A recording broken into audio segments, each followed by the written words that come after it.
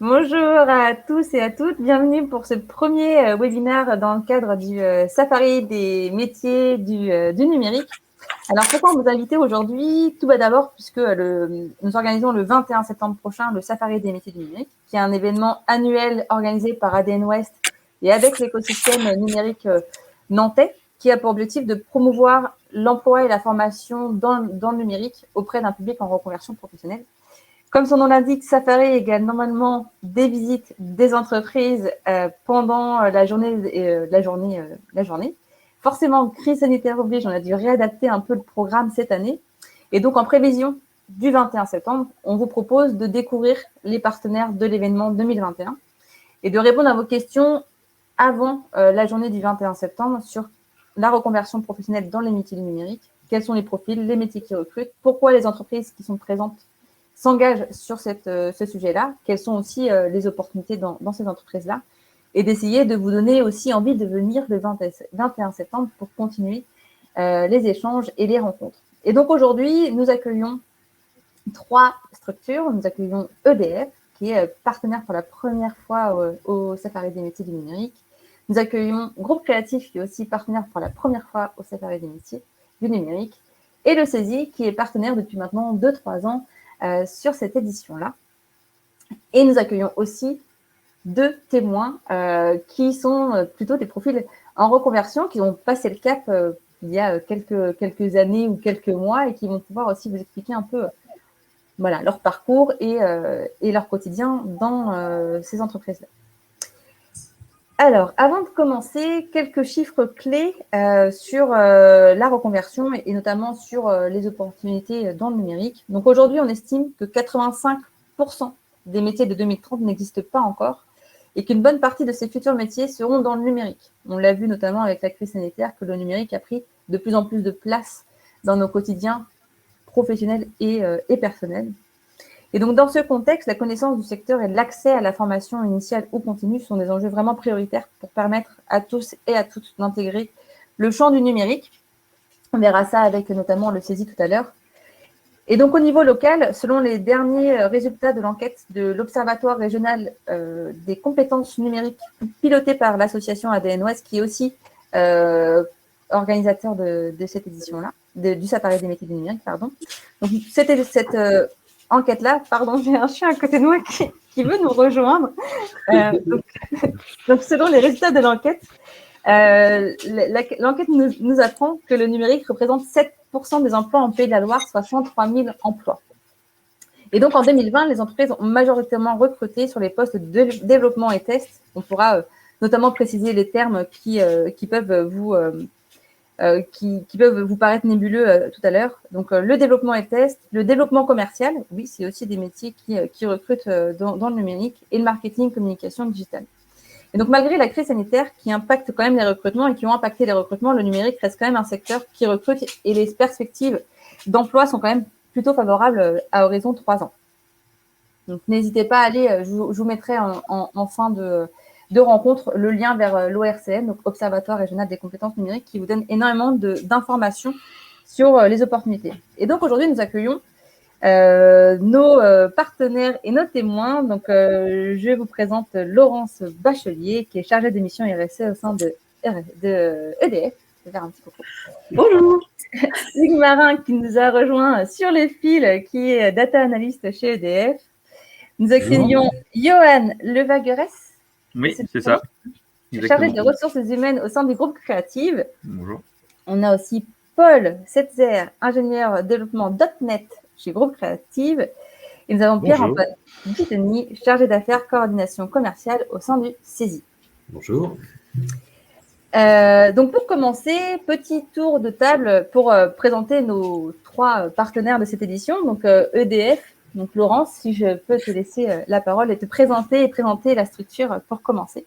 Parle, oui, bien sûr, merci. Donc, Laurence Bachelier, chargée de mission RSE pour EDF en Pays de la Loire. Donc, EDF, c'est une entreprise française de production et de fourniture d'électricité.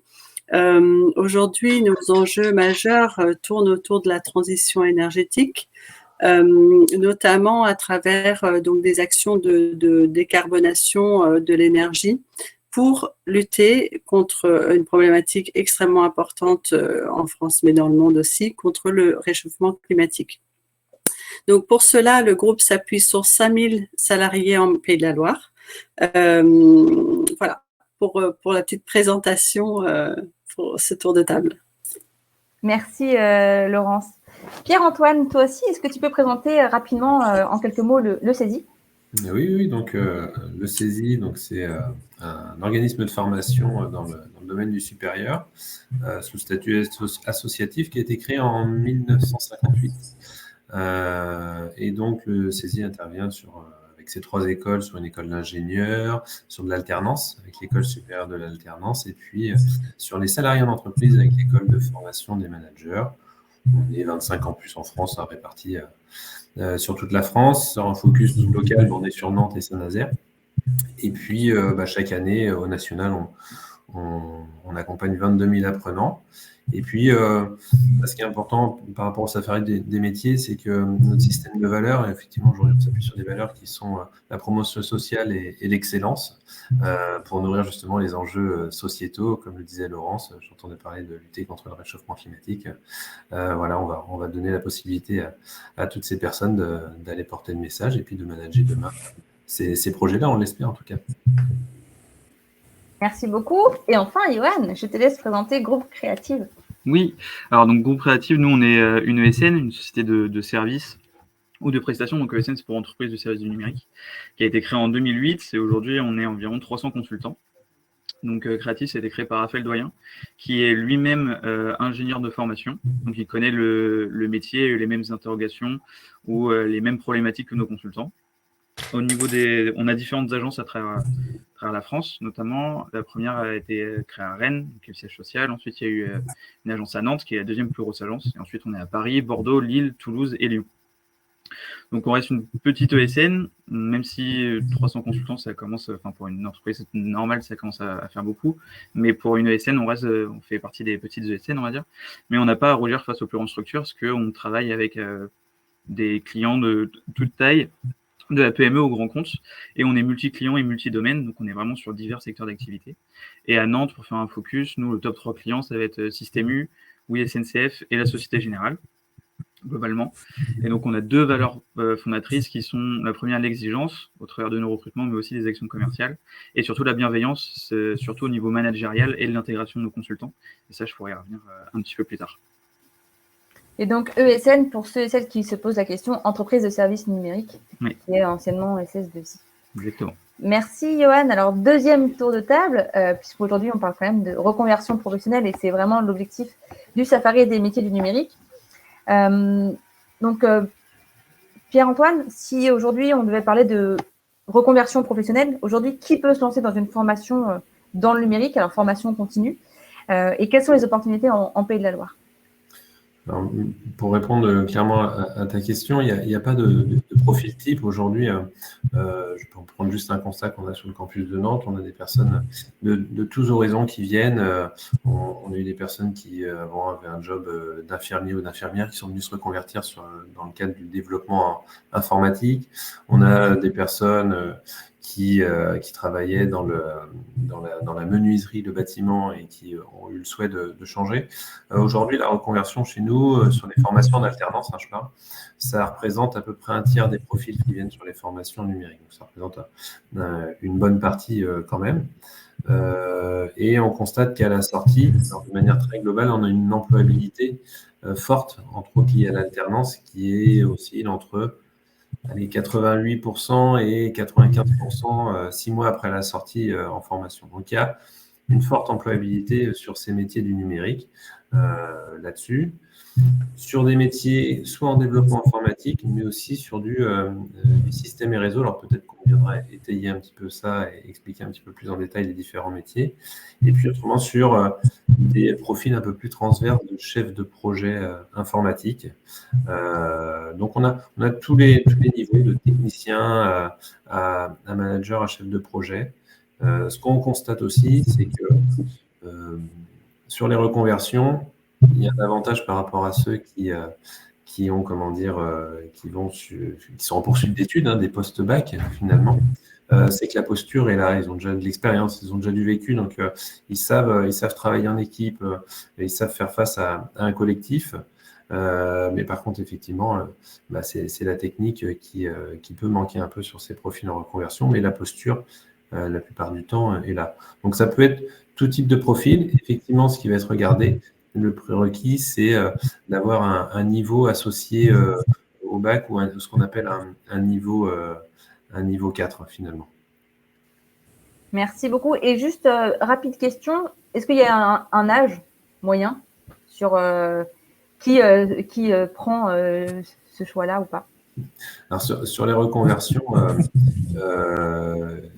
il y a le législatif, finalement, le législateur qui nous amène à faciliter ou non la reconversion avec de l'alternance. Je parle, parce qu'après, il y a aussi des parcours qui sont aussi une initiale et qui facilitent les choses. Mais sur l'alternance, effectivement, le législateur facilite les contrats d'apprentissage depuis 2019 et donc un accès aux personnes qui ont moins de 30 ans.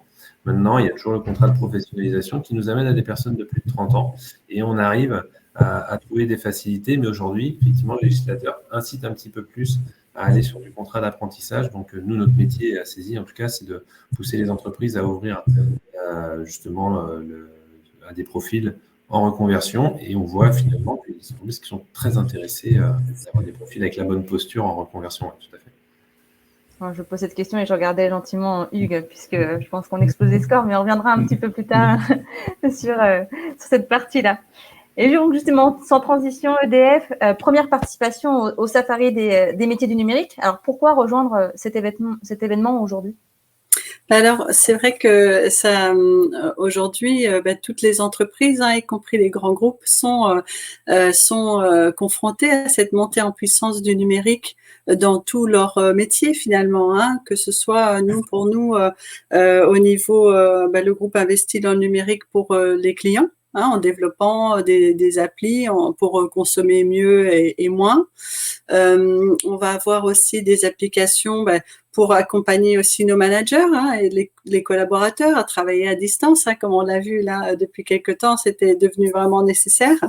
Mais aussi pour améliorer nos processus opérationnels. Par exemple, on a développé des actions autour de la réalité virtuelle pour les opérations de maintenance de nos installations. Et donc, là, ce qui dit ça dit aussi du numérique.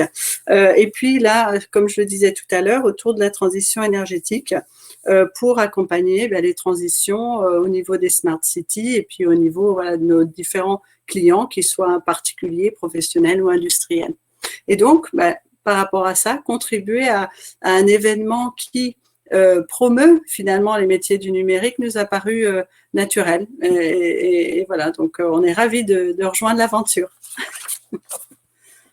Merci beaucoup, Laurence. Et donc, Johan, vous aussi, première participation au Safari des métiers du numérique. Groupe Créatif nous rejoint avec grand plaisir. Et donc, vous, en interne, comment vous facilitez le recrutement et l'intégration de profils issus d'une reconversion professionnelle? Et quels sont finalement aussi les métiers qui recrutent chez vous? Parce que j'ai entendu parler d'excellence. Pour savoir un peu comment vous recrutez. Alors, au niveau du recrutement, en fait, même si aujourd'hui le marché de l'emploi, notamment dans le numérique, est très axé sur des profils de 2 à 5 ans d'expérience, nous, on essaye de prendre ça un petit peu à contre-pied, c'est-à-dire qu'on sait faire confiance à des profils plus juniors. Le recrutement, il y a 2 éléments qui vont être très importants, ça va être les compétences techniques, mais surtout le savoir-être. C'est-à-dire que même si quelqu'un est plus junior, mais que derrière, c'est un énorme technophile qui va se donner à fond en fait, pour évoluer dans le domaine, nous, on met tout en œuvre pour pouvoir accompagner cette personne-là. Donc en fait, si la personne donc a vraiment envie d'apprendre et que derrière les résultats des tests ou des échanges techniques sont plutôt bons, voire excellents, c'est déjà arrivé plusieurs fois, derrière on va miser un petit peu sur l'avenir, qu'on ait une mission ou pas. Ça nous est déjà arrivé de recruter sur profil des profils en reconversion ou alors très juniors qui sortaient d'école. Et donc, une fois qu'ils sont arrivés, en termes de processus d'intégration, alors c'est le même pour tout le monde, mais l'accompagnement va être parfois un petit peu plus dense, on va dire, pour les profils juniors. C'est une matinée d'accueil, donc le lundi, typiquement aujourd'hui on en a eu, avec différents points, avec le support informatique, la communication, le CSE, la direction des opérations et Raphaël Doyen, qui rencontre donc tous ces nouveaux consultants. Et ensuite, il y a un point avec le ou la chargé des ressources humaines à 1 semaine, 1 mois après la période d'essai et après 8 mois. Et bien sûr, après, il y a aussi, les RH ont aussi le support niveau 1, donc on peut échanger à tout moment. Il n'y a pas que lors de ces points-là. Il y a des points réguliers aussi avec le manager qui, lui, va s'occuper plutôt de la partie objectif, évolution de carrière notamment, et des suivis de mission tous les 3 mois avec le commercial et le client pour pouvoir accompagner, savoir s'il y a des problèmes, des axes d'amélioration, pour continuer à monter en compétences.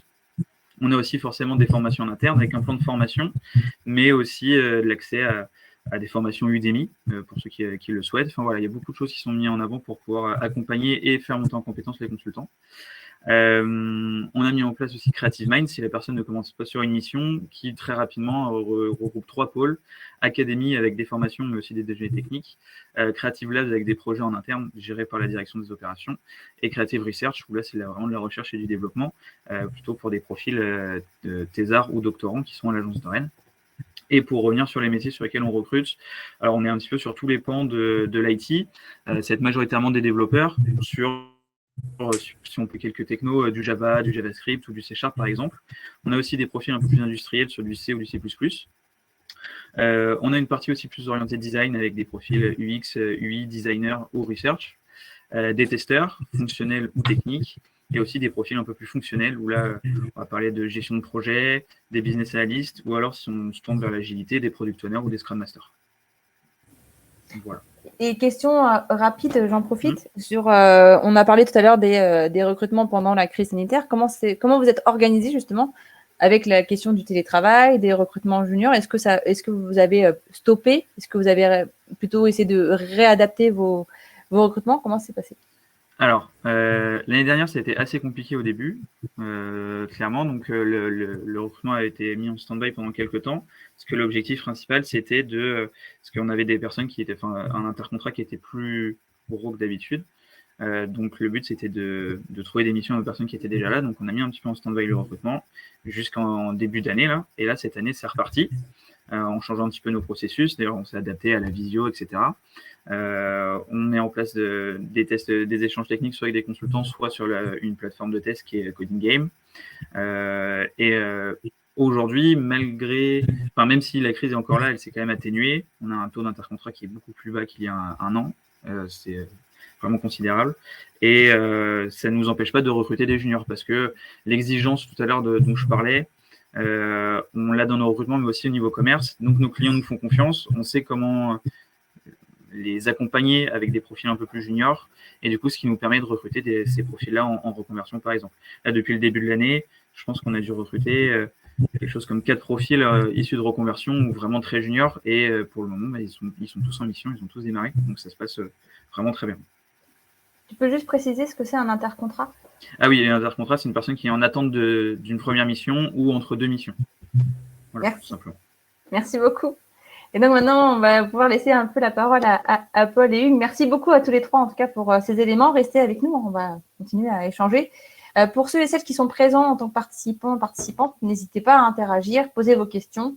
Dans le chat, nous essaierons d'y répondre au fil de la rencontre ou en tout cas à la fin de la rencontre. Bonjour Hugues. Bonjour. Donc toi, tu as 53 ans. Tu travailles chez…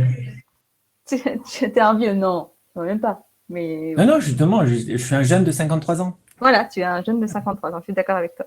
Donc, tu travailles chez EDF depuis maintenant 27 ans, dont les 10 dernières années, notamment dans les RH, ressources humaines. Il y a 3 ans, tu as entamé ta reconversion professionnelle au sein d'EDF pour te former à la data, ce qui est autour des données. En quelques mots, est-ce que tu peux nous présenter ce nouveau métier qui est data analyst?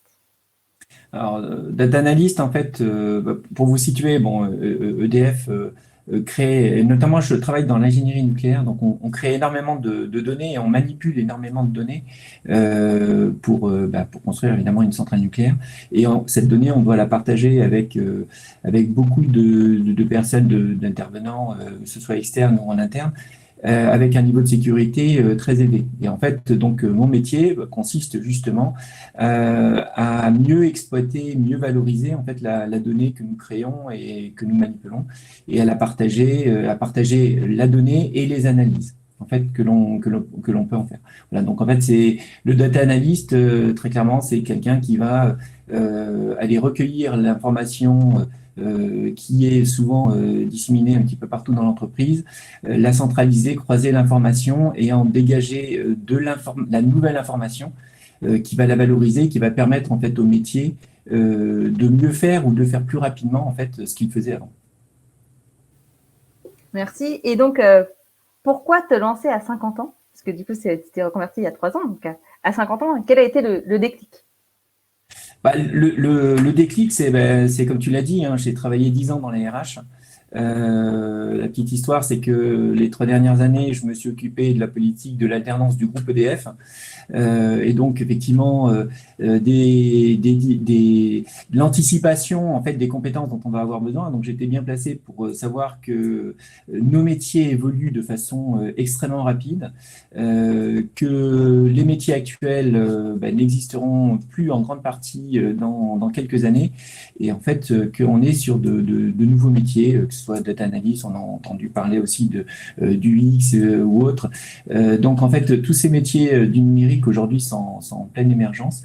Donc, évidemment, ça faisait partie de mes convictions que il fallait suivre le mouvement et puis se former et continuer à aller vers ces métiers-là plutôt que de rester sur des métiers qui vont de toute façon se numériser. Merci beaucoup, Hugues. Reste parmi nous, j'ai encore d'autres questions à te poser. Bonjour, Paul, toi, tu as 38 ans. Et donc, après un doctorat en chimie, tu as repris le chemin des études pour t'orienter dans l'informatique en 2012. Et donc, en 2017, tu as rejoint le groupe Creative en tant qu'ingénieur développement .NET. En quelques mots, est-ce que tu peux nous présenter ce que c'est qu'un ingénieur développement .NET et ce que c'est que ce .NET? Alors, un ingénieur développement, bon, déjà à la base, c'est quelqu'un donc qui va créer des applications, alors que ce soit des applications de bureau, ou des applications web, ou des applications mobiles, et qui donc, ça consiste en fait à écrire le code de l'application. Donc, moi, j'écris le code en technologie de .NET. Donc, .NET, c'est on va dire, c'est le langage de programmation. C'est un peu l'environnement technologique qui est utilisé. Et puis, donc une fois qu'on a écrit ce code, il faut le tester.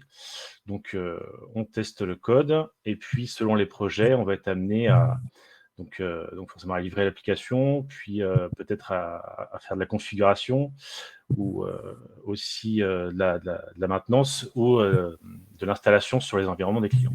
C'est à peu près ça. Et aujourd'hui, donc tu interviens auprès de quels clients au sein de Groupe Creative? Alors, j'interviens auprès de l'AS24, qui est une filiale de Total Energies maintenant. Voilà. Qui est la station essence pour les poids lourds, il me semble. Exactement, oui. Okay. Merci. Et donc toi, à l'inverse d'Hugues, tu as finalement entamé ta reconversion professionnelle assez tôt dans ton parcours. À peu près même question. Pourquoi ce choix? Pourquoi changer après un doctorat en chimie? En fait, il y a 2 raisons. C'est que donc pendant mon doctorat, je me suis rendu compte qu'il y avait pas mal de gens qui étaient plus motivés et meilleurs que moi, qui n'arrivaient pas à trouver de travail. Donc, je me demandais comment j'allais m'en sortir moi-même. Et puis c'est vrai que pendant ce doctorat, moi, j'ai été amené à créer quelques petites applications qui m'ont aidé en fait à faire mon travail, d'automatiser quelques tâches répétitives, etc. Et puis, ça m'a beaucoup plu en fait de faire ça. Mais je me suis dit que comment je pourrais être embauché par une entreprise finalement, puisque j'avais aucun diplôme dans ce domaine-là, quoi. Et puis, c'est là que j'ai entendu parler par un ami qu'il c'était possible de faire des contrats de professionnalisation. Et que, en fait, donc là, dans le cas, c'était avec Sopra, maintenant Sopra Steria, à l'époque c'était Sopra. Qu'en fait, on vous prenait en formation pendant 2 mois, et puis ensuite ça débouchait sur un CDI, voilà, comme ça, et que vous étiez en plus payé pendant votre formation. Donc, de mon point de vue, c'était incroyable. Donc, j'ai vite compris que voilà, c'était là-dessus qu'il fallait que j'embraye. Et puis j'étais à fond dedans, quoi. Alors justement, on va en parler rapidement. Donc, tu as entamé cette reconversion grâce au dispositif Soprasteria. Leur défi, c'est de former des développeurs en 2 mois. C'est ça. C'est ça. Et donc, avec une embauche en CDI à la clé. Donc ça, C'est ça, ouais. On revient, on était en 2012 à l'époque. Oui. Finalement, 2 mois, c'est très court pour devenir développeur. Est-ce que c'était déjà du .NET à l'époque? Même pas, non, c'était pas Même du pas. .NET.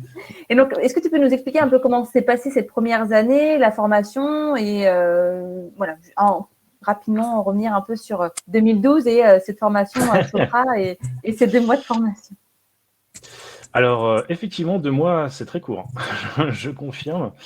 Donc, en fait, pendant le premier mois, on a été formé. Alors, déjà, il faut savoir qu'il y avait quand même des tests à l'entrée, donc français, maths, logique, des choses comme ça.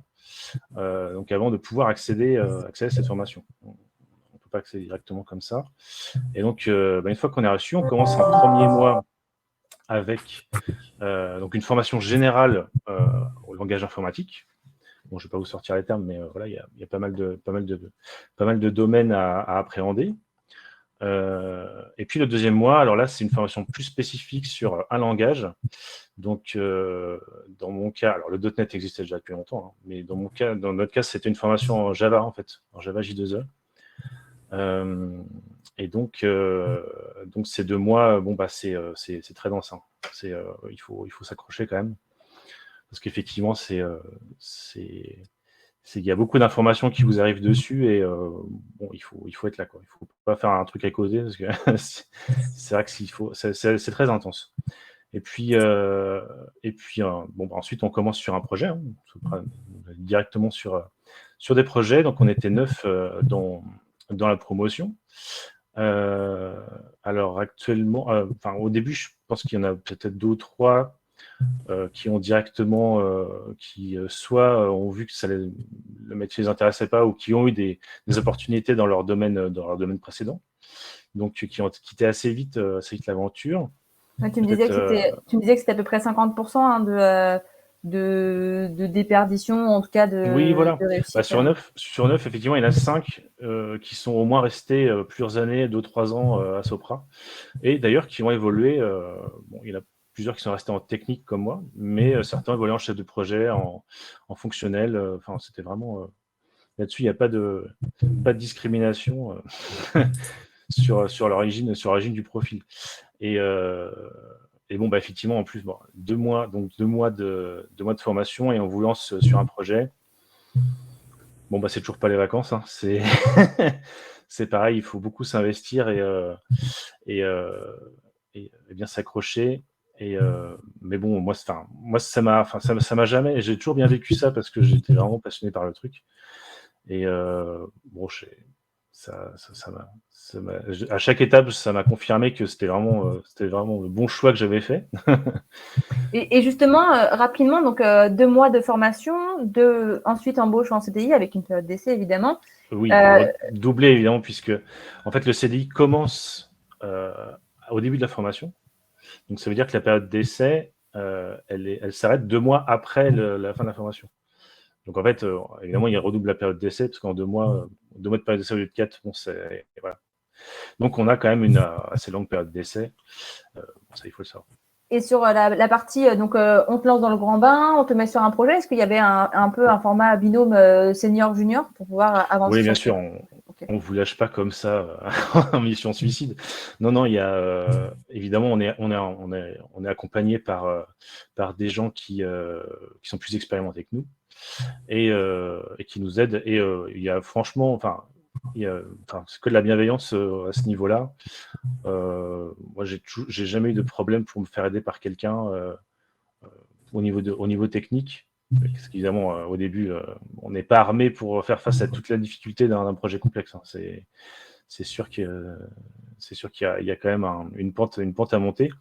Mais là-dessus, j'ai vraiment pas eu de soucis pour me faire accompagner et répondre aux questions que j'avais, quoi. Merci Paul. D'ailleurs, Pierre-Antoine, donc on parle d'un dispositif qui est né en 2012. Je pense que le monde de la formation continue, ou en tout cas la formation professionnelle, a évolué ces dernières années voilà, sur ce sujet-là. Quelles sont aujourd'hui un peu les grandes tendances du marché? Est-ce que ces formations-là existent toujours? Est-ce qu'il y a une révision de la stratégie? Comment ça se passe aujourd'hui en termes de formation professionnelle? C'est vrai que la formation professionnelle a pas mal bougé. Alors déjà, il y a eu pas mal de réformes qui sont passées, dont une en 2018, qui ont fait pas mal évoluer aussi l'accès aux formations. Entre autres, je parlais de l'apprentissage qui est facilité par le législateur. Aujourd'hui, ce qu'on constate sur les formations, sur le marché de la formation professionnelle, vis-à-vis du numérique, c'est qu'il y a plus de contenu et il est plus facile d'accès. Il y a vraiment une digitalisation des formations. On retrouve beaucoup de MOOC, ce qu'on appelle, sur les plateformes web, avec des acteurs comme Open Classroom qui proposent des contenus gratuits. Après, on peut aller sur des certifications, mais dans un premier temps, il y a des premiers volets, des premiers vernis qui sont accessibles gratuitement. Effectivement, cette tendance à la digitalisation, elle s'est forcément accélérée avec le Covid et le premier confinement par la force des choses. Donc, des organismes qui n'étaient pas en avance ont digitalisé pas mal de choses à ce moment-là. Nous, ce qu'on voit à Cesi et sur le marché du numérique, c'est que les tendances, c'est vraiment des besoins en compétences techniques, mais ce n'est pas forcément prioritaire. Les entreprises, en tout cas du constat qu'on peut faire aujourd'hui à Cesi sur le secteur de la région nantaise, c'est vraiment que les entreprises recherchent des profils et pas uniquement des compétences techniques. Donc, ce qui est très favorable finalement à des profils en reconversion, comme le partageait entre autres Johan tout à l'heure. Et donc ça, c'est intéressant, avec des vrais besoins en compétences transverses. Alors, il y avait une étude justement de l'ORCN dont on parlait au tout début, qui parlait justement que les compétences attendues prioritaires pour les entreprises sur des profils numériques, c'était plutôt des compétences dites transverses, type expression écrite orale, ou type de la gestion de projet, ou savoir se balader dans un projet. Et dedans, et les compétences techniques arrivent un petit peu après. Donc, c'est entre autres, c'est ce vers quoi on tend, vraiment aller sur des compétences et comportementales, ce qu'on appelle les soft skills, peut-être qu'on en reparlera à un moment donné, et des compétences clés qui sont des compétences transverses type gestion de projet ou animation d'équipe, management, pourquoi pas aussi. Donc, la tendance est très intéressante pour les profils en reconversion en ce moment, je trouve, sur le marché, et il y a du contenu technique facile d'accès aussi, pour déjà avoir un premier vernis, pour savoir un peu de quoi ça retourne ces métiers-là. Effectivement, je te rejoins sur l'étude c'était, je crois, en 2019, ce constat-là sur l'ORCN, où effectivement, chaque entreprise a ses propres process, ses propres outils, donc est plutôt OK pour former à ses méthodes de travail et à ses outils. Par contre, il y a vraiment les compétences comportementales où là, c'est pas à l'entreprise de former, et c'est vraiment un enjeu aujourd'hui, en tout cas, même sur les organismes de formation. Et je me permets finalement, c'est vraiment d'aller sur ce triptyque savoir, savoir-être et savoir-faire. Donc, c'est là où on arrive à travailler, entre autres, avec l'alternance, mais pas que, sur ces trois aspects. Merci beaucoup. Hugues, alors peut-être que c'est Hugues qui répondra, ou peut-être Laurence, à voir, mais donc chez EDF, même constat, en tant qu'ancien responsable du département alternance, alors évidemment, Laurence, si tu veux compléter, n'hésite pas. Pourquoi EDF a décidé de lancer sa propre formation, notamment sur la data? Ouais, je pense que par rapport à ce que vient de dire Pierre-Antoine, on est parfaitement en phase sur la partie savoir-être, savoir-faire. Aujourd'hui, c'est quelque chose en fait qui est essentiel. Alors le savoir, ça peut s'acquérir à tout moment, ou ça doit s'acquérir à tout moment. Les techniques évoluent, etc. Le savoir-être, ça c'est quelque chose, c'est quand même relativement personnel. Ça se construit dans le temps, et surtout ça s'exporte très très bien d'un métier à l'autre. Et puis le savoir-faire, ça c'est quelque chose de très précieux au sein des entreprises. Parce que, comme l'a dit Pierre-Antoine, en fait, chaque entreprise a son savoir-faire qui est propre, et ce qui fait que elle réussit sur son domaine. Et aujourd'hui, donc justement par rapport à la question d'Henri sur le fait de se former en data science, en data analyst. Alors, je ferai un petit peu la différence entre le data scientist et puis le data analyst, où le data scientist a une très très grosse compétence sur le savoir, donc en termes de mathématiques, etc. Donc quelque chose un petit peu, on va dire, très très technique. Le data analyst, lui, il doit avoir une partie de cette compétence, de cette connaissance technique, mais une très très grosse partie de connaissance en fait du savoir-faire de l'entreprise. Que ce soit en termes de processus, que ce soit en termes de culture, qu'est-ce qui est acceptable dans l'entreprise, qu'est-ce qui n'est pas acceptable dans l'entreprise. Ça, le data analyst doit être parfaitement au clair avec ça. Et en fait, côté EDF, donc quand j'étais à la DRH Group, j'ai piloté en fait un certain nombre d'expérimentations en big data. On a fait venir des data scientists d'un petit peu tous les horizons, y compris en interne, mais pas spécialistes de la RH. En fait, le constat, c'est que le data scientist, en fait, il fait un très très bon boulot si il y a quelqu'un pour lui traduire les données métiers, donc pour lui dire où sont les données métiers, qu'est-ce que la qualité de cette donnée, où est-ce qu'elle est collectée et comment il va pouvoir faire des croisements et des interprétations de ces données, mais surtout aussi quels sont les processus métiers. En fait, en gros, de comprendre comment tout ça s'orchestre, qu'est-ce qu'il y a derrière en fait ces données.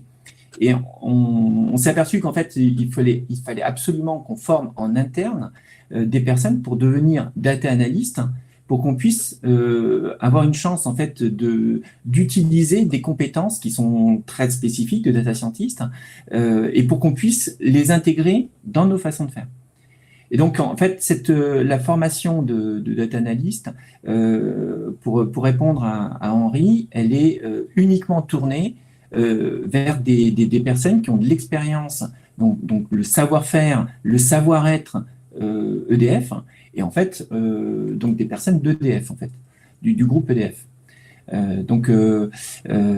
Voilà, c'est une des raisons qui a fait qu'on a lancé cette formation pour développer ce métier de data analyst qui, certes, il y a des formations externes qui sont très intéressantes, hein, mais de toute façon, le data analyst va devoir se former sur le savoir-faire de l'entreprise.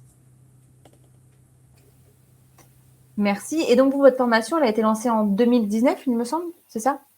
C'est ça, oui, tout à fait. Elle a été décidée en 2018 et lancée en 2019. Donc, en fait, dans le monde EDF, c'est une révolution. Une formation, voilà, tout à fait. Une formation qui se décide et qui se monte en quelques mois. C'est pour vous dire effectivement l'intérêt fort en fait de ce type de formation. Ouais, juste pour donner justement quelques chiffres, il y a eu 3 promotions de data analyst depuis le début du dispositif, depuis fin 2018, pardon. Une promo en cybersécurité. Et au fait, au total, c'est 48 personnes qui ont été formées. Juste pour redonner quelques chiffres. Merci Laurence. Si vous voyez des...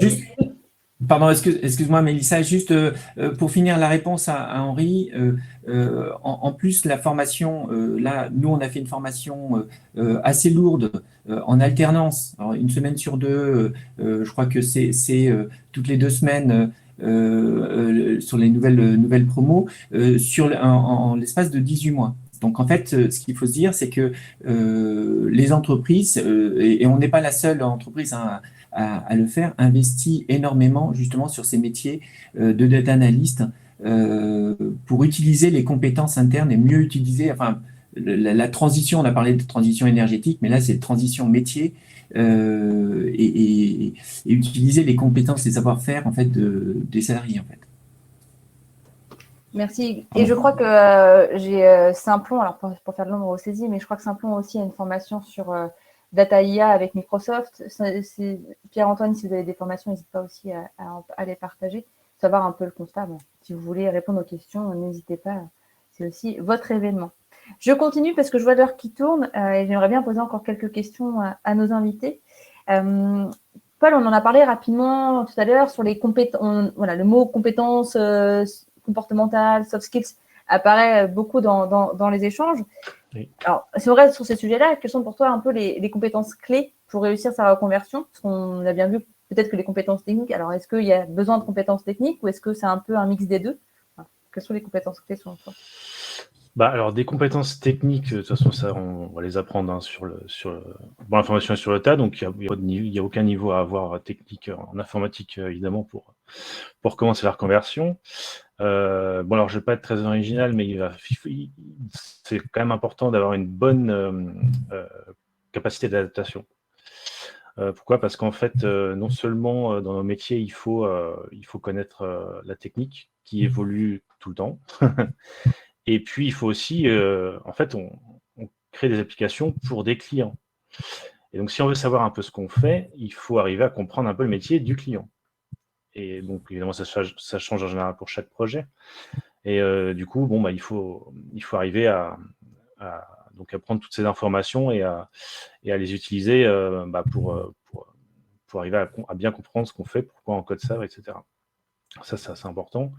Encore très original, une bonne capacité à travailler en équipe et donc à communiquer. Ça vaut pour pas mal de choses.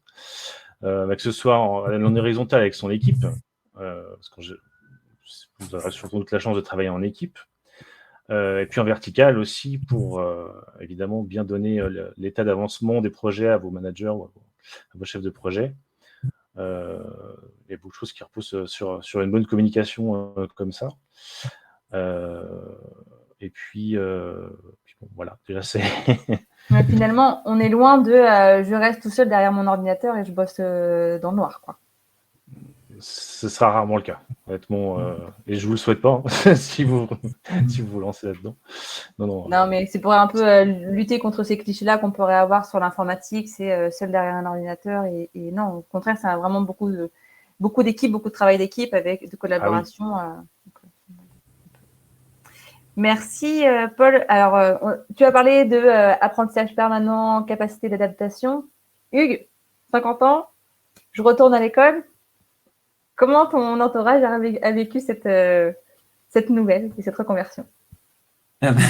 Bon, j'ai 4 enfants et je pense que voilà, ils sont tous là en âge de faire des études et tous, enfin il y en a aucun qui a été surpris hein, de mon choix et même si ça s'est fait effectivement très rapidement. En termes de choix, ça fait quand même très très longtemps que je leur dis que de toute façon, on doit se former tout au long de la carrière, que ce soit des formations courtes, que ce soit des formations longues, officielles, non officielles. Notre métier, et c'est ce que disait Paul, ça évolue énormément. Donc de toute façon, même si on fait une formation, ça va être plus des savoirs qu'il va falloir réactualiser et réapprendre de toute façon au fil de l'eau. Ce qui ne change pas, de toute façon, c'est le savoir-être. Ça se construit dans le temps et comme l'a dit Pierre-Antoine, c'est quelque chose que finalement, ces compétences transverses qu'on va pouvoir réutiliser et au contraire, c'est même très intéressant d'avoir des équipes avec des jeunes diplômés et puis des moins jeunes diplômés comme moi, parce que on n'apporte pas du tout les mêmes choses. On n'a pas forcément, évidemment, on n'a pas le même parcours, mais on n'a pas la même fraîcheur en termes sur les savoirs. Donc, c'est très très intéressant justement d'avoir des gens avec des profils très variés, soit qui sont en formation initiale dans le domaine, soit qui se sont reconvertis, soit qui se sont formés sur le tas. Et voilà, donc c'est pour moi les enfants ont très très bien vécu la chose puisque ça faisait partie des discours que j'avais, donc c'était en cohérence avec mes discours. Quant à mes parents, alors je peux vous dire qu'avoir un enfant étudiant à leur âge, ça les rajeunit énormément. Et puis pour rappel, c'était un peu le chiffre d'intro, 85% des métiers 2030 n'existent pas encore. Donc aujourd'hui, l'apprentissage permanent et même de mise est fondamental pour continuer à évoluer dans sa carrière. Le numérique chamboule un peu cet ordre-là. On parle de territoire apprenant aussi. Hein. Ce sont des mots un peu à la mode, mais qui ne sont pas que une mode. C'est la réalité. Merci beaucoup. Alors justement, Pierre-Antoine, si on revient un peu sur cette question de la reconversion, selon ton expérience et avoir vu aussi pas mal de personnes passer, comment on prépare efficacement son projet de reconversion et quels sont un peu les points à valider avant de se lancer? Effectivement, j'ai pas mal observé, on en a vu quelques-uns. Alors, on aurait préféré avoir un témoignage aujourd'hui, mais ça n'a pas pu se faire comme ils sont pas mal en période d'examen et puis en alternance aussi en entreprise. Mais effectivement, le constat que je peux faire sur les personnes qu'on a pu accompagner dans le cadre de reconversion, c'est des personnes qui savent ce qu'ils viennent faire ici. Hein. Ils se sont déjà informés, ils ont déjà pas mal, voire même testé des choses, ou fait des premiers tutos ou quelques MOOC accessibles gratuitement. Donc ça, c'est assez complet. On a des personnes aussi qui viennent de bilan de compétences aussi, qui ont besoin de se poser un peu sur leur parcours pour dire qu'est-ce que j'ai envie de faire, vers où je veux aller. On participe aussi à des rencontres professionnelles. Bref, globalement, ils ont capté de l'information pour dire ok, ça me plaît, j'ai testé, je valide ça, ce qui est un peu le cas de Paul finalement par rapport à ce qu'il disait tout à l'heure. Et puis après, c'est vrai qu'il y a un point qui est ressorti à chaque fois, c'est la motivation. Derrière, c'est la motivation et l'envie d'y aller, de continuer, puisque on prend plutôt des portes plutôt fermées qu'ouvertes la plupart du temps quand on va prospecter, quand on va chercher du job. Donc, c'est pas toujours simple. Donc, une motivation très forte pour finalement de l'intention au geste et à la réalité finalement de son projet de reconversion. Après, il y a une multitude de possibilités qui existent sur le territoire. Effectivement, au bout du bout, ce que chacun et chacune va rechercher, c'est du job à la sortie aussi. C'est du job aussi dans ces métiers-là. Donc, finalement, capitaliser ce temps de formation pour le transformer en emploi. Donc, c'est forcément la motivation aussi qui va faire la différence. Mais on voit qu'il y a des opportunités et que la compétence transverse et vraiment les profils en reconversion sont aussi attendus par les entreprises. Et puis moi, il y a un point sur lequel on accompagne aussi, mais qu'on voit qui est hyper important, c'est bien identifier les points d'appui de son parcours et les points faibles du parcours. Là où on a des trous qui sont tout à fait explicables et argumentables, puisqu'aujourd'hui, les parcours professionnels ne sont pas linéaires, loin de là.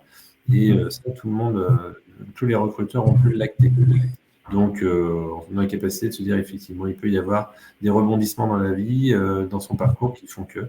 Donc, bien identifier et savoir les expliquer. C'est ce qui est important pour moi pour que le projet pro tienne la route.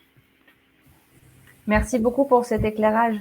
J'en profite puisqu'on parle de compétences comportementales, compétences de soft skills. Laurence Bachelier vient de mettre un message. Donc, le 21 septembre, EDF vous propose de tester vos compétences et savoir un peu quels sont les métiers qui pourraient vous convenir par rapport à vos compétences. Le test est disponible en envoyant un mail à contact@trident.tech. Et pour avoir un rapport personnalisé, vous pouvez vous inscrire le 21 septembre et Trident sera là sur place pour vous donner le rapport. Ouais, l'inscription, c'est dès maintenant. Et puis, on remet le rapport le 21. Voilà. Donc, si vous voulez vous inscrire, avoir votre test, n'hésitez pas à envoyer un mail à Trident. Et pour avoir un rapport personnalisé, c'est le 21 septembre au Safari des métiers. Merci. Petit aparté, merci. Et donc, du coup, on parle de compétences. J'ai envie de parler de légitimité avec un homme. Parce que généralement, on parle de légitimité avec les femmes. Et donc, Paul, tu as rejoint le groupe créatif en 2017 en tant qu'ingénieur développement .NET et tu es maintenant leader technique donc depuis 2020. Comment as-tu un peu résolu voilà, bref. Revu, en tout cas, essayer de considérer que tu étais légitime en tant que développeur après une reconversion, 2 mois de formation, l'expérience. Est-ce qu'aujourd'hui, tu te considères développeur? Alors aujourd'hui, oui. Oui, aujourd'hui, je me considère légitime. Je sais ce que je sais faire, ce dont je suis capable et ce sur quoi j'ai plus de mal. Mais voilà, bon, aujourd'hui, j'ai pas plus aucun problème là-dessus. Par contre, effectivement, au début, bon, on arrive avec 2 mois de formation. On est dans une équipe avec des gens qui on pense, ont fait des études, 5 ans d'études, qui ont des diplômes d'informatique et tout. Bon, bah, c'est pas très rassurant, hein. On a l'impression que tout le monde est plus fort que soi et puis qu'au bout d'un moment, ils vont le découvrir et qu'ils vont se dire, mais qu'est-ce que tu fais là?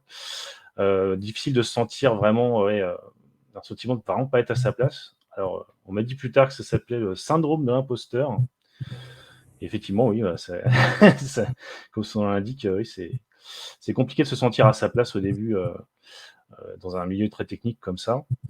Et puis, bah, en fait, au bout de quelques semaines sur le projet, on se rend compte qu'on a appris plein de choses et puis que les autres, bah, ils font des erreurs aussi, ils connaissent pas tout non plus. Et qu'on se retrouve au bout de plusieurs mois, enfin au même niveau en fait, hein, complètement, à la fois technique ou fonctionnel. Alors les premières années, ça le fait sur chaque projet, hein. À chaque fois qu'on a nos projets, on se dit oh là là, ça y est, je sais plus rien.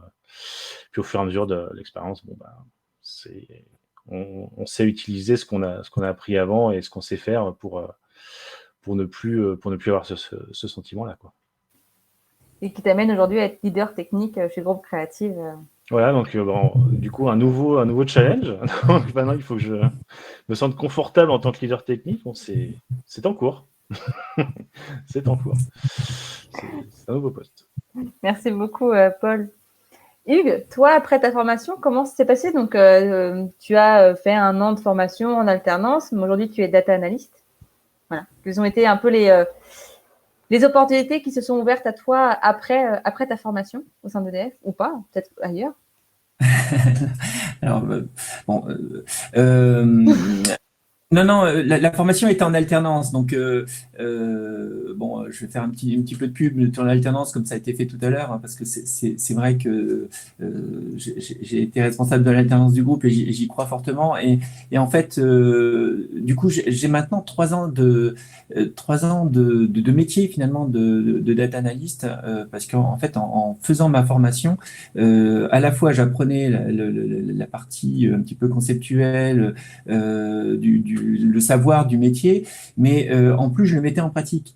Donc aujourd'hui, en fait, alors c'est peut-être la différence par rapport à Paul, c'est que cette posture d'imposteur, c'est ça, c'est l'imposteur, le Syndrome de terme que tu as l'imposteur. employé. Voilà, le syndrome d'imposteur. En fait, bah, on est accompagné dans l'alternance. Donc, on en discute évidemment à chaque fois qu'on revient en formation, en disant oh là là, mais je comprends rien à ce qu'il me raconte. Donc, et donc du coup, on progresse finalement assez vite sur cette partie de métier. En interne. Donc moi, ça fait 3 ans du coup que je suis data analyst et en fait maintenant c'est assez nouveau pour moi parce que dans les RH c'est rare, hein, de se faire chasser. Là maintenant les gens viennent me voir en fait en me proposant des postes. Voilà. Et donc là c'est quand même assez nouveau et voilà, donc je vous le souhaite aussi. Donc faites de la formation dans le numérique parce que de toute façon il y a des gros besoins en interne des entreprises. Et donc voilà, donc ça se passe plutôt très bien. Et puis même pour la petite histoire, on a même un projet de création d'une start-up. Alors dans la pépinière EDF. Donc voilà, 53 ans, start-upper. Merci beaucoup, Hugues. Et d'ailleurs, tu parlais du fait qu'il y avait vraiment beaucoup d'opportunités dans le numérique. Et c'est une bonne transition vers Pierre-Antoine sur les débouchés. Quels sont un peu les débouchés pour les profils en reconversion? J'ai vu qu'il y avait aussi des questions sur le .NET ou sur les métiers de la data. Voilà. Quel est un peu le bassin, si tu as un peu une cartographie à faire et les métiers aujourd'hui pour les profils en reconversion? Globalement, alors il n'y a même pas que pour les profils en reconversion, mais globalement, il y a du job dans le développement informatique et il y a du job dans le système et réseau. Il y a des besoins, effectivement, au début du premier confinement, il y a eu un ralentissement parce qu'il y a eu une frilosité globale qui s'est fait. Donc, entre autres, nos collaborations avec les ESN se sont un petit peu ralenties parce que justement, un peu moins de besoins parce que derrière, les clients verrouillaient pas mal de choses. On voit bien que c'est en train de reprendre. Alors, je ne sais pas, Yoann, si tu me confirmes ou tu m'affirmes, mais en tout cas, c'est le constat qu'on a pu faire. Tout à fait, ouais. Bon, et là, on voit que ça reprend. Les entreprises ont réellement besoin de se digitaliser. Et si elles n'en avaient pas conscience, elles l'ont maintenant. Donc, effectivement, ça nécessite d'avoir les applications qui vont bien, et ça nécessite d'avoir les tuyaux aussi qui vont bien pour que ça circule, et les infrastructures qui vont bien. Donc, derrière, on voit bien que là encore cette année, si on prend les niveaux de rentrée pour cette année, on voit bien qu'il y a des besoins d'entreprise, voire même peut-être un petit peu plus en administration de systèmes et réseaux, qu'en développement pur, parce qu'aujourd'hui, les entreprises ne sont pas structurées, ou une partie des entreprises ne sont pas structurées au niveau infrastructure, justement. Après, il y a besoin de métiers à tous les niveaux, sur des niveaux de techniciens, pour réaliser soit le support, soit réaliser les développements, des personnes qui vont accompagner les projets, des personnes pour les manager et les gérer aussi, soit chez les clients, soit en interne aussi. Donc, à tous les niveaux, finalement, on retrouve des besoins et des besoins, comme on le disait tout à l'heure, on ne va pas se répéter, mais sur la posture également et sur les compétences transverses, bien évidemment. Et puis, on l'a vu aussi, on a besoin, dans les chiffres de l'ORCN, on l'a vu que le développement commercial aussi était des métiers en tension. C'est un peu comme le développement, ça reste aussi des métiers qui recrutent fortement. Et sur la communication, parce qu'on a besoin aussi de pouvoir continuer à communiquer, à garder le lien. Donc, voilà, il y a aussi, effectivement, le numérique prend de la place, donc on a aussi des besoins en compétences qui continuent de se renforcer. Mais tout à fait, je confirme, puisque l'idée aussi, c'est de relancer aussi la machine pour tout le monde. Donc, effectivement, les profils commerciaux sont recherchés. Alors, pour faire un petit parallèle avec ce que disait Hugues, aussi, effectivement, les profils commerciaux se font chasser par les ESN un petit peu en ce moment. J'en suis le cas. Je me fais un peu chasser ces derniers temps par les ESN. Mais finalement, c'est un vrai constat aussi qu'il y a besoin aussi de développer le business autour de ça. Je pense que c'était quelque chose qu'on avait peut-être un peu moins présent avant les différents confinements. Ça l'est un petit peu plus parce que voilà, il y a une machine aussi à relancer, une machine économique à relancer.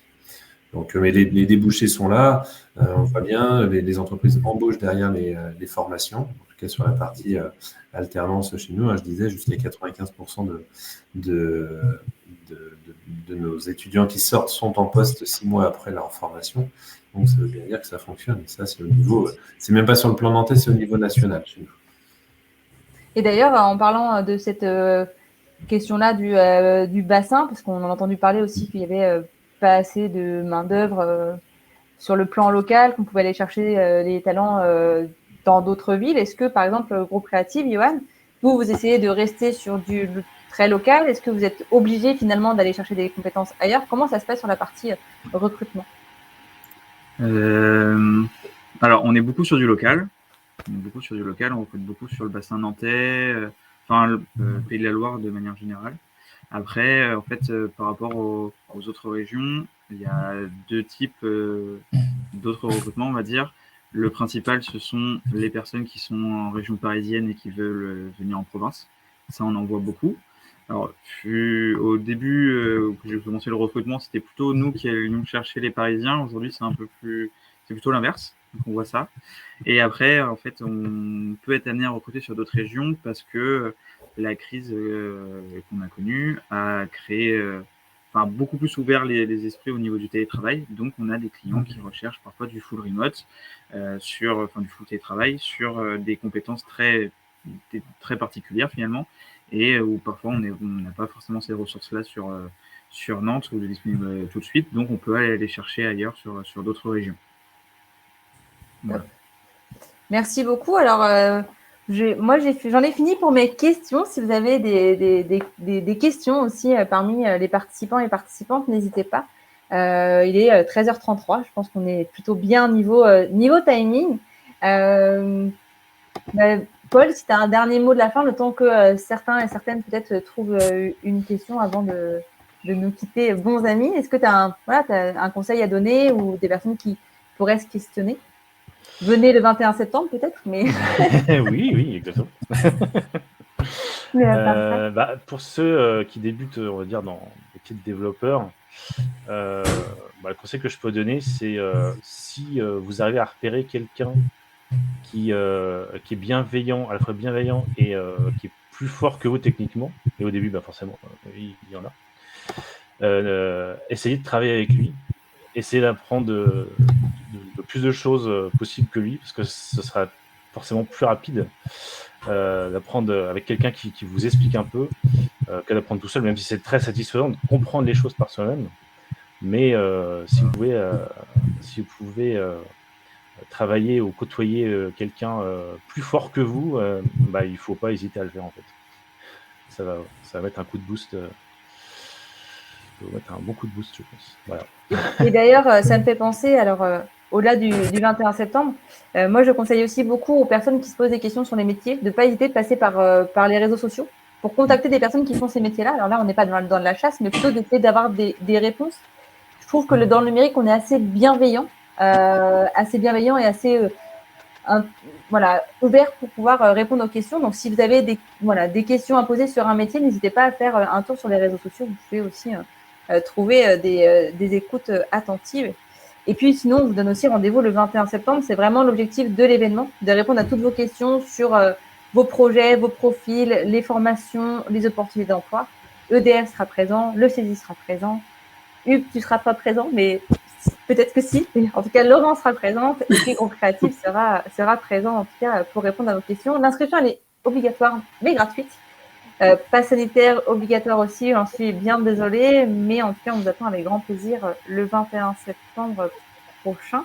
Hugues, toi aussi, un petit conseil à donner à ceux et celles qui sont encore avec nous pour ces dernières minutes? Non, je pense que Paul je pense que le conseil de Paul parfait. est vraiment super, effectivement. Je pense que sur ces métiers de reconversion, avoir un mentor un petit peu technique, etc., ça aide énormément et ça permet en fait de gagner énormément de temps, c'est clair. Merci. D'ailleurs, on a une question pour toi. Bonjour, pour les formations de data analyst, que sont les prérequis? Est-ce que tu pourrais répondre à cette question-là? Je pense que le data analyst, il est entre deux types de métiers. Il est entre le métier de data scientist et le métier business, le métier les métiers, en fait, les cœurs de métier de l'entreprise. Donc, en fait, le data analyst, il doit être, c'est ce que disait Paul tout à l'heure aussi, ça doit être quelqu'un d'extrêmement ouvert, à la fois au niveau technique et à la fois au niveau métier. Donc, il faut qu'il soit prêt à lâcher ses bases de données et son ordinateur pour surtout aller écouter les uns et les autres. Et voilà, donc c'est métier, les compétences transverses, on revient dessus, c'est ça qui est très très important dans le métier de data analyst. Mais on va retrouver finalement les compétences qu'on va devoir avoir si c'est des chefs de projet, etc. Top. Merci à vous. Alors Clarisse, le 21 septembre, la journée a lieu une fois par an. Donc là, ce sera le 21 septembre ou sinon, ce sera à revenir en 2022. Mais sinon, n'hésite pas à regarder sur les partenaires 2021, ceux qui peuvent t'intéresser et de nous faire un mail via la plateforme pour pouvoir essayer peut-être de transmettre tes coordonnées pour éviter de louper totalement la journée. En tout cas, merci pour ce premier webinaire. J'ai été ravie de l'animer avec vous. On se retrouve le 21 septembre pour la plupart. Paul et Hugues, merci pour vos témoignages. C'était merci beaucoup. Vraiment intéressant. Avec plaisir. Bonne journée, bon appétit. Et pour ceux et celles qui veulent, on se retrouve demain pour un nouveau webinaire ou sinon le 21 septembre. Bonne journée. Bonne journée. Merci beaucoup. À bientôt. Merci à tous. Salut. Merci. Au revoir. À bientôt. Au revoir.